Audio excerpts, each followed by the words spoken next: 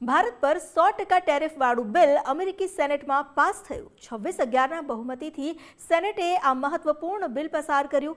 Russian તેલ ખરીદનાર 5 દેશ પર કડક કાર્યવાહી કરાશે, જેમાં ભારત, ચીન, સ્લોવાકિયા, હંગેરી અને અઝરબૈજાન સામેલ છે। આ પાંચેય દેશ પર ટેરિફનો ખતરો મંડરાઈ રહ્યો છે।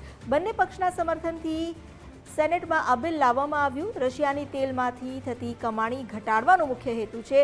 યુદ્ધ લડવાની ક્ષમતા નબળી પાડવા માટે આ નિર્ણય લેવાયો છે। મુસદ્દામાં પહેલો 500%, પણ બાદમાં 100% ટેરિફ રખાયો। 23 જુલાઈએ 100% સુધીનો ટેરિફ લગાવવાનો પ્રસ્તાવ હતો। શરૂઆતમાં મુસદ્દામાં 500%, ત્યારબાદ 100% ટેરિફ રાખવામાં આવ્યો। 100% ટેરિફવાળું બિલ અમેરિકામાં હવે કાયદો નથી બન્યો। નીચલા ગૃહ હાઉસ ઓફ રિપ્રેઝેન્ટેટિવ્સમાં તેને મોકલવામાં આવશે। હાઉસ ઓફ રિપ્રેઝેન્ટેટિવ્સ અને ટ્રમ્પની મંજૂરી બાદ આ કાયદો બનશે।